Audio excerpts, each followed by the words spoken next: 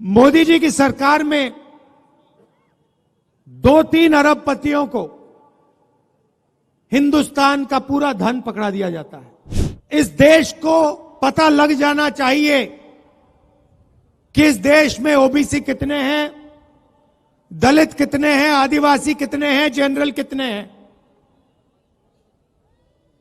उस काम को करने के लिए जाति जनगणना की जरूरत है। जाति जनगणना एक क्रांतिकारी कदम है। जब भी देश में सामाजिक न्याय की बात हुई है, बिहार ने लीड ली है। पिछले साल कन्याकुमारी से कश्मीर तक हम भारत जोड़ो यात्रा पे चले। 4000 किलोमीटर समुद्र से हिमालय तक ये यात्रा चली और बहुत सारे लोगों ने रास्ते पर हमें पूछा, इस यात्रा का लक्ष्य क्या है और इस यात्रा को आप पैदल क्यों कर रहे हो। तो हमने समझाया कि देश में आरएसएस की विचारधारा, बीजेपी की विचारधारा ने हिंसा और नफरत फैला रखी है। भाई भाई से लड़ रहा है। एक धर्म का व्यक्ति दूसरे धर्म के व्यक्ति से लड़ रहा है। भाषाओं के बीच में लड़ाई हो रही है। एक जात दूसरी जात से लड़ रही है। और हम चाहते थे जो ये मोहब्बत का देश है, इसमें फिर से, जैसे मैंने कहा, नफरत के बाजार में मोहब्बत की दुकान खुलनी चाहिए।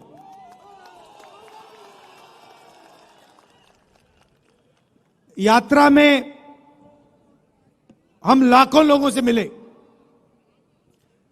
सेल्फी का जमाना है तो हजारों लोगों के साथ सेल्फी हुई। 7 घंटे हम चलते थे। किसानों से, मजदूरों से, स्टूडेंट से, माताओं बहनों से बातचीत होती थी। उनके दिल में जो दर्द था, जो कठिनाइयां थी, वो हमें बताते थे। और शाम को 15 मिनट 20 मिनट के लिए हम अपनी बात रखते थे। और हिंदुस्तान की राजनीति पर यात्रा का बहुत बड़ा असर पड़ा। एक विचारधारा जो बीजेपी देश के सामने रोज रखती है, नफरत, हिंसा, उसके खिलाफ एक और नया विजन, एक नई विचारधारा खड़ी हुई, मोहब्बत की। आप जानते हो, नफरत को नफरत नहीं काट सकती। जितनी भी कोशिश कर लो, नफरत को नफरत नहीं काट सकता है। नफरत को सिर्फ मोहब्बत और प्यार काट सकते हैं। तो जिस तरफ वो नफरत की बात करते हैं, देश को बांटने की बात करते हैं, दूसरे तरफ हम मोहब्बत, इज्जत, भाईचारे की बात करते हैं। जब हमने यात्रा खत्म की तो काफी लोग हमारे पास आए, कहते हैं, राहुल जी, आपने कन्याकुमारी से कश्मीर तक यात्रा कर दी,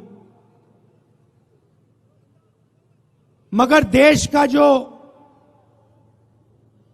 राजनीतिक सेंटर है, सोशल जस्टिस का जो सेंटर है, जहां से सामाजिक न्याय की लड़ाई शुरू होती है, वहां से तो आपकी यात्रा गई नहीं। बिहार से आपकी यात्रा गई नहीं। असम से आपकी यात्रा गई नहीं। तो बहुत लोगों ने हमें कहा कि एक यात्रा नॉर्थ ईस्ट से लेकर महाराष्ट्र तक होनी चाहिए। और हमने बात मान ली, इसीलिए आज हम आपके सामने खड़े हैं। बिहार में से अब ये यात्रा, भारत जोड़ो न्याय यात्रा निकलने जा रही है। शुरुआत मणिपुर में की, वहां हमने बीजेपी की जो विचारधारा है उसको अपनी आंखों से देखा। मणिपुर को 2 भागों में बांट दिया है, भाई को भाई से लड़ा दिया है, और पूरा प्रदेश 6-7 महीने से जलता जा रहा है। दुख की बात है कि हिंदुस्तान के प्रधानमंत्री आज तक मणिपुर नहीं गए। शर्म की बात है।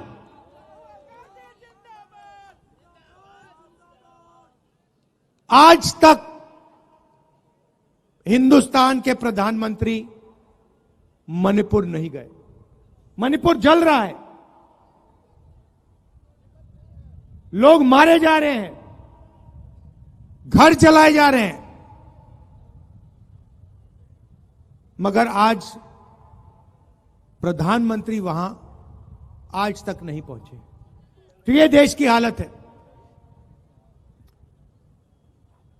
अब बिहार में हमारा क्या लक्ष्य? इस यात्रा में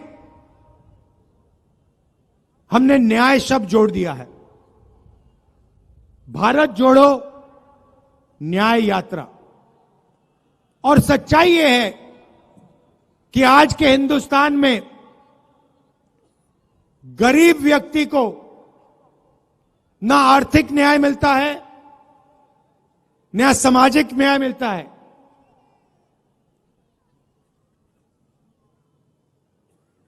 तो इसलिए हमने न्याय की बात जोड़ी है। मोदी जी की सरकार में 2-3 अरबपतियों को हिंदुस्तान का पूरा धन पकड़ा दिया जाता है, चाहे वो एयरपोर्ट हो, पोर्ट्स हो, इंफ्रास्ट्रक्चर हो, अस्पताल हो, यूनिवर्सिटी हो, सारा का सारा 2-3 बड़े उद्योगपतियों को पकड़ा जाता है। मगर जो हाथ से काम करता है, मजदूरी करता है, जो किसान खेती करता है, उसकी सरकार मदद नहीं करती है। उसके लिए बैंक के दरवाजे बंद हैं और उसके लिए नोटबंदी और जीएसटी है। अरबपतियों के लिए बैंक के दरवाजे खुले, प्रधानमंत्री का अफसर खुला, का ऑफिस खुला, सरकार के सारे दरवाजे उनके लिए खुले। तो यह बात हम आपके सामने रखना चाहते हैं। बिना सामाजिक न्याय और आर्थिक न्याय के यह देश प्रगति कर ही नहीं सकता है। ये खोखले शब्द हैं। ये जो विकास की बात करते रहते हैं, सामाजिक न्याय के बिना, आर्थिक न्याय के बिना यह काम किया ही नहीं जा सकता है। अंत में मैं आपको एक उदाहरण देना चाहता हूं। पूरा देश जानता है कि देश में सबसे बड़ी आबादी ओबीसी वर्ग की होती है। तकरीबन 50% ओबीसी वर्ग की आबादी है। 15% दलित हैं, 12% आदिवासी हैं, तकरीबन 15% माइनॉरिटी हैं। यह सच्चाई है देश की। यहां जो ओबीसी वर्ग के लोग बैठे हैं, मैं आपको बताना चाहता हूं कि हिंदुस्तान की सरकार को 90 आईएएस अफसर चलाते हैं। देश का पूरा बजट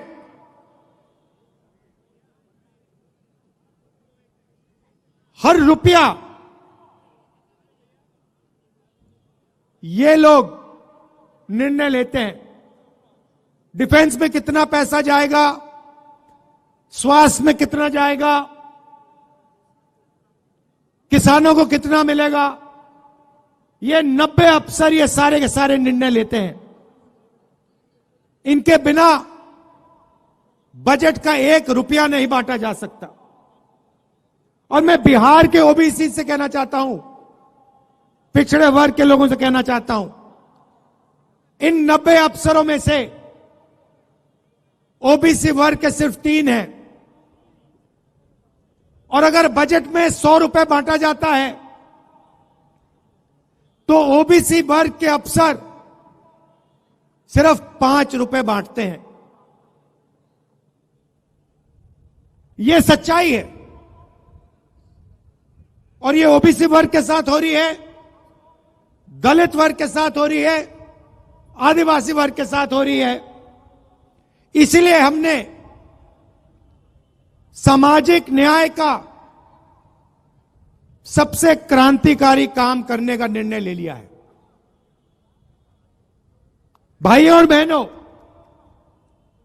इस देश को पता लग जाना चाहिए कि इस देश में ओबीसी कितने हैं, दलित कितने हैं, आदिवासी कितने हैं, जनरल कितने हैं। उस काम को करने के लिए जाति जनगणना की जरूरत है। जाति जनगणना एक क्रांतिकारी कदम है। जिस दिन जाति जनगणना हो जाएगा उस दिन देश के आदिवासियों को, दलितों को, पिछड़ों को, सबको पता लग जाएगा कि उनकी आबादी कितनी है। और फिर उससे पता लग जाएगा कि उनका हक कितना बनता है। जब तक सामाजिक न्याय के सवाल को हेड ऑन नहीं लिया जाएगा तब तक यह देश आगे नहीं बढ़ सकता है। तो यात्रा में 2-3 तरीके के न्याय की हम बात कर रहे हैं। सामाजिक न्याय और आर्थिक न्याय, इनके बिना देश प्रगति नहीं कर सकता है। और यह बात हम बिहार की जनता को बताने आए हैं। और आपके दिल में इसके बारे में जो विचार हैं, जो सोच है, उसको भी हम यहां समझने आए हैं। आपने इतने प्यार से मेरा स्वागत किया, हजारों लोग आए, आपने अपनी पूरी शक्ति, अपना प्यार इस यात्रा में डाला, हमारी मदद की। इसके लिए मैं पूरे बिहार को दिल से धन्यवाद करता हूं। आप एक बात मत भूलिए, जब भी देश में सामाजिक न्याय की बात हुई है, बिहार ने लीड ली है, आपने लीड ली है। और यह आपकी जिम्मेदारी है, क्योंकि देश आपकी ओर देखता है। जब सामाजिक न्याय की बात होती है, पूरा देश बिहार की ओर देखता है। तो यह आपकी जिम्मेदारी है और यह आपको पूरी करनी पड़ेगी। मैं बिहार के हर नागरिक से कह रहा हूं, देश में प्रगति होनी है तो आर्थिक और सामाजिक न्याय की जरूरत है। और सामाजिक न्याय को आपसे बेहतर कोई नहीं समझता है देश में। यह मैं आपको याद दिलाना चाहता हूं। आप सबका दिल से बहुत बहुत धन्यवाद। नमस्कार, जय हिंद।